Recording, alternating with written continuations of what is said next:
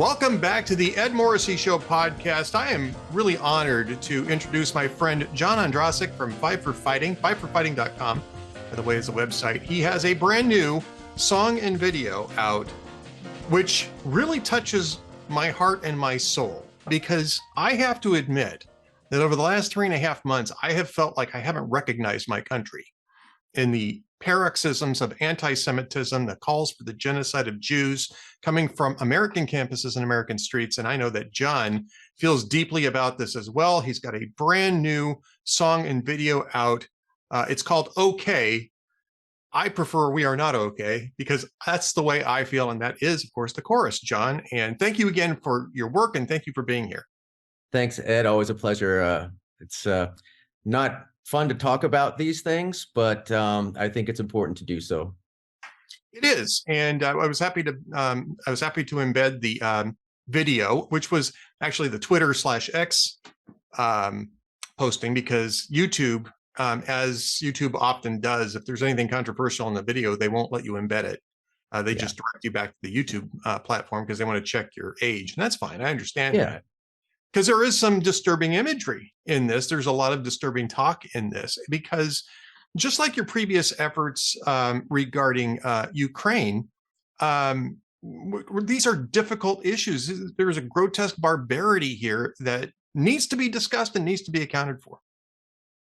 You know, it reminds me of Afghanistan and the atrocities we're seeing there with our withdrawal and things you never could imagine. Certainly, some of the atrocities Putin's committing in Ukraine are similar to what Hamas has done and continues to do. And I do think, these are all interconnected, Ed. The axis of evil line, I think some people kind of giggle at that, but I think we have to take that seriously. I'm sure Putin was well aware of the plans of Iran to send Hamas to do this, because he wanted to get some of the heat off the Ukraine war. And frankly, it's worked. You don't hear about Ukraine anymore. So I think all these things are interconnected. And I think we have to stand up to all of them as one. We'll talk more about it, but, you see the UN as kind of a partner to these evil actors. And it's not a coincidence. So yes, the Israel-Hamas war, whatever you want to call it, is really, the soul of the West against the soul of these evil actors. And I think, frankly, I'm not sure if we're going to win that war, but hopefully this song's just another little piece to say our side. And because there is no kind of moral equivalency here, as much as many in the media would like you to believe there is. No, and there are people across the political spectrum who are speaking out against this. But they're awfully lonely. American Jews are awfully lonely at this moment in time. We hear this from Mayim Bialik, for instance, has been very outspoken about the fact that people are turning their backs on the people who they thought were their allies. And I know that sometimes there's a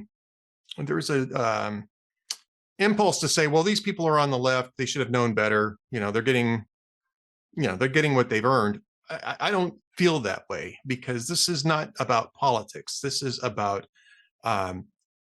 core values. And that's the reason why I've been so disturbed, is seeing what's happening on the streets, on campuses, in the media, when people are chanting, for Yemen to attack more Western shipping. It's astounding to me how badly we have slipped. So I want to ask you, I'm pretty sure I know that was part of the impetus to write this. Was there a particular moment when you said, I really have to say something about this? That's a good question, because you're right. There are some strong voices on the left, and actually some that have kind of found their come to Jesus moment, like the ADL for being one, right? And I agree with you. This is not the time for tribalism and petty grievances, and my song, in the video's been out less than 24 hours, and you see a common reaction of like, thank you for saying this, because nobody else is well, people are saying it, but But thank you for saying this. It's similar to the Afghanistan song when our Afghan vet said, thank you for saying this withdrawal is catastrophe. Thank you, because I feel alone in this. And I think we all feel like, why is everybody so silent? I said this yesterday on Fox News. Someone said, why did you write this song, John? And I said, no, that's not the question. The question is, why are so many so silent? But there are heroes, Bari Weiss, she made a speech kind of in November that made me start thinking about the fact that this atrocity Hamas committed is unbearable. You can't even think about it. It's still happening. Every day we hear something horrible. But she said this is just a symptom. And I think she's right. When Jews are attacked and anti-Semitism is raging on our campuses and media is spouting, Hamas propaganda, that's a symptom of a broken society. Yes. This is just one aspect of it. And we see many other aspects of that in our culture, and we can talk about those. But I think it's a deeper thing. And as much as the song initially on the surface focuses on Israel and Palestine, it's really not. It's about us as a society and how our institutions have lost their moral soul, their moral compass, academia, the media, and tragically in the House of Representatives, where we literally have, Hamas sympathizers. So it is deeper than that. And I think it's something that's been going on a long time. But if we don't face it and address it, especially with our kids, there's a headline in the video that say, more than half our kids between 18 and 24 think Israel should be ended. Could you imagine that 3 or 4 months ago, seeing that headline? So No. we are really in a dangerous spot. So I think everybody, every voice, this song, Bari Weiss, the ADL, we need to put all of our political tribalism aside because the consequences are too great. I think it's a great point. And I think that is a message that really comes through in your song and in your video, is that this is really a civilizational issue. Do you support civilization? Yeah. Or do you support the destruction of civilization? Because that is what's going on with Hamas. They're openly pledging to keep committing genocide against the Jews until they're dead. And yet you have people who are trying to defend them, trying to insist that Israel accommodate them, when Hamas is saying there's no accommodation at all. We're taking back everything from the river to the sea, which is itself a genocidal chant. Now, I guess before October 7th, John, I just kind of thought that maybe they were just not very well informed, people who would back that. But after seeing what happened on October 7th, and after hearing Hamas declare that that's exactly what the intent of from the river to the sea is, I kind of expected that to be its own come to Jesus moment, you right. use that term, right? Instead, and I've said this a number of times before for people who are old enough to remember the film Cabaret, it almost feels like the tomorrow belongs to me moment where the Nazis are standing up and taking over, and everybody's trying to run away from them or ignore them. And we can't ignore them. We have to confront this now. You're exactly right. And tragically, you see that so much in the arts. Many of the leaders of that entertainment business are Jewish, and they are the most silent. And again, I don't want to name names. I'm sure people have compassion, but you ask yourself, how could the Holocaust ever have happened, right? Like, that's so just evil and brutal, and that can't happen in a civilized world. But we're seeing how it happened, because we're seeing it happening. We're seeing it on our college campuses. We're seeing people probably of good conscience on some level that care about Israel, afraid to speak up, especially in the entertainment industry, because they're afraid to lose. I asked somebody who's in the business, why are all these kind of Jewish leaders in Hollywood and the music industry so quiet? They said, well, there's 12 million Jews and there's 20 billion Muslims. And Qatar and Saudi Arabia is funding half of our movies. So you're like, okay, that's rational, but that's, I don't want to say the word evil, but it is a big problem.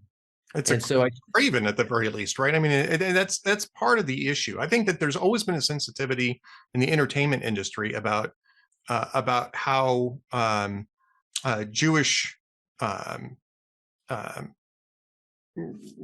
management, right? Executives are yeah, are over overrepresented. I mean, I'm right. using scare quotes because they're Yeah, there because they've excelled, they've moved up the ladder, yeah, they've done well, and I think they've always been a little sensitive to that, especially probably in the earlier days of Hollywood. And there's some overhang on that, and I'm sensitive to that. But this is a moment where you have to step up, and there are people who are stepping up and saying that. Again, I'll go back to Mayim Bialik, Jennifer Godwin, who's a friend of Mayim Bialik's, and they're doing podcasts together. yeah. There are other actors that are stepping forward. I don't hear, however, a lot of musicians stepping forward. And I'll name a name. And I'm not even going to say this in a derogatory sense, but I just saw something on, I think it was on CBS, just maybe an hour before we started talking today, about how Green Day wants to come back as an activist protest band, and their New Year's Eve thing on ABC was part of that, right? And I'm thinking, well, that's fine, and I can respect that. If you've got a position and you can turn it into art and you're passionate about it, you truly believe in it, that's fine. Midnight Oil. I actually really like Midnight Oil, even though Yeah. the politics were completely different than mine. They were a good band.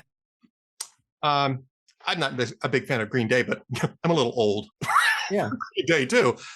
But what I don't see are musicians standing up for Jews. Even if you don't want to talk about Jews in Israel, how about the Jews here in the United States who are being hounded off of campuses, whose businesses are being shut down by mobs of, angry bigots in the streets?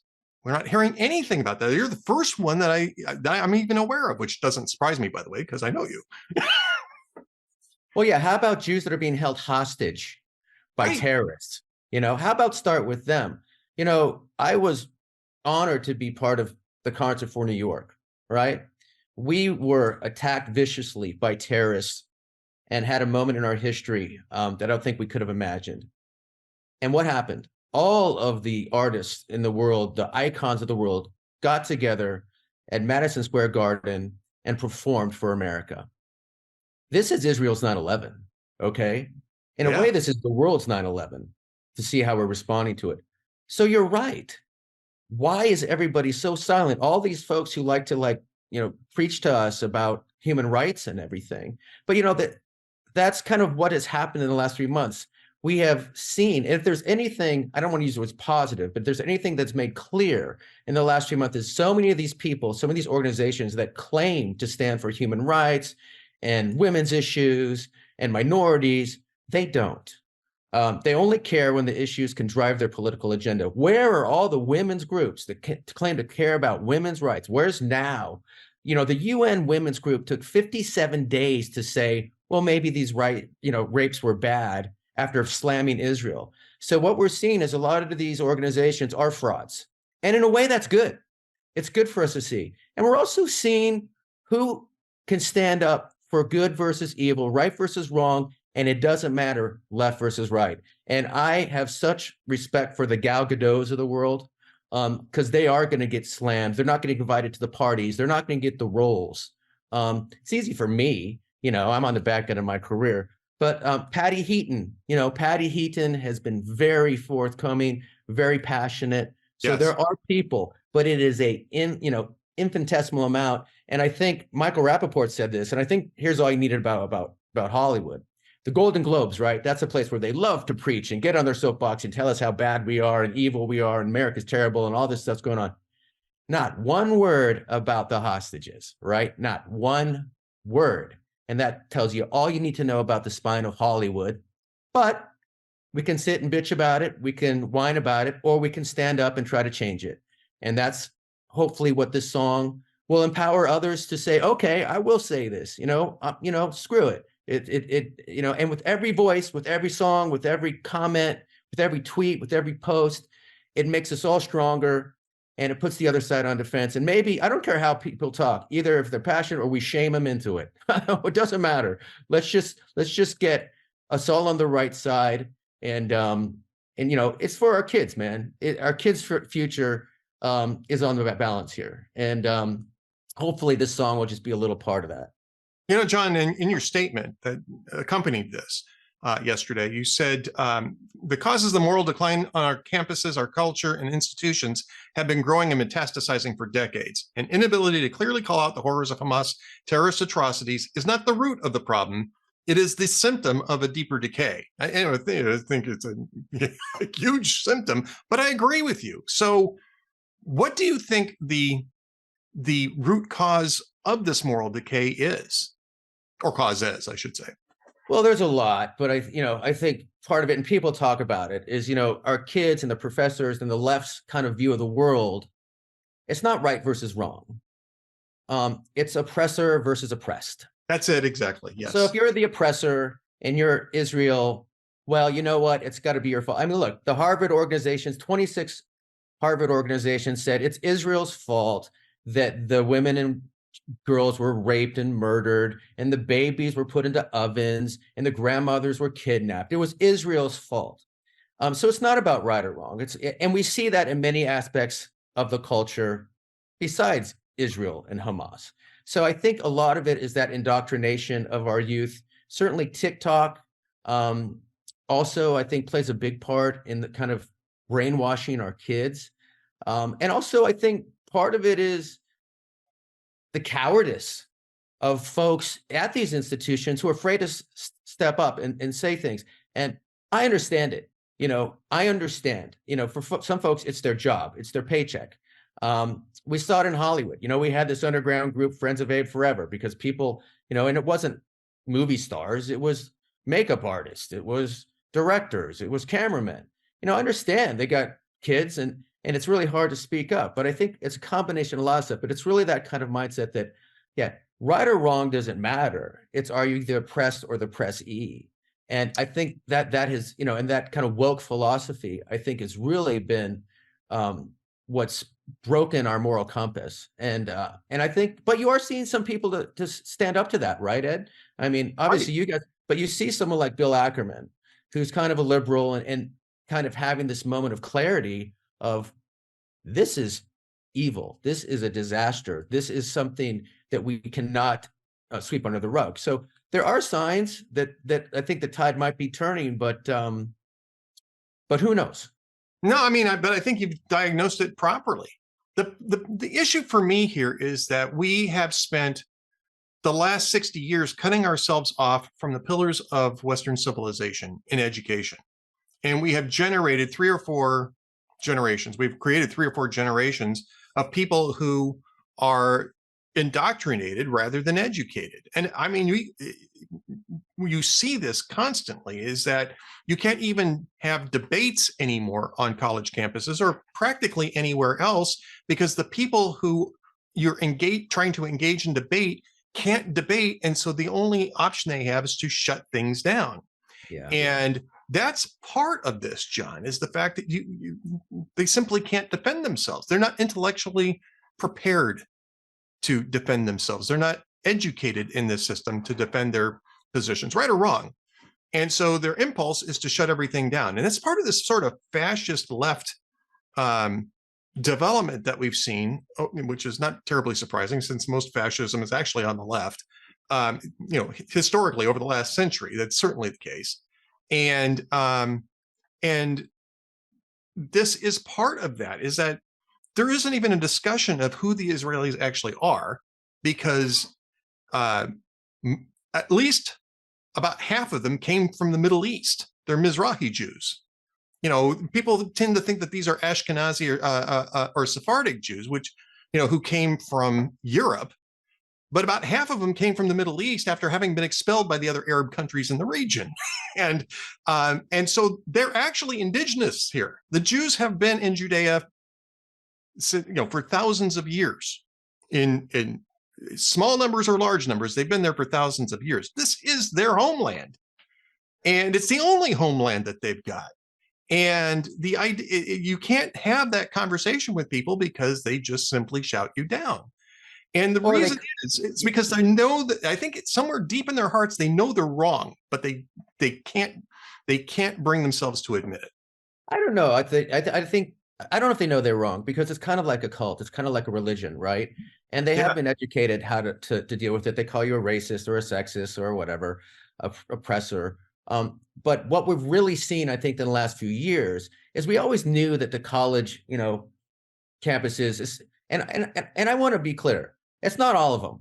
You Right. don't have these death to Israel at Alabama. You don't see it in the SEC, right? It's in our elite universities. It's on the coastal universities. But I think what we all thought for many years were, well, this is kids. They're radical. They're going to have to get a job. They're going to have to pay taxes. They're going to grow up and, they'll see the light of the real world. But that's not happened. What has happened now is those kids are now running the New York Times. They're programming the BBC.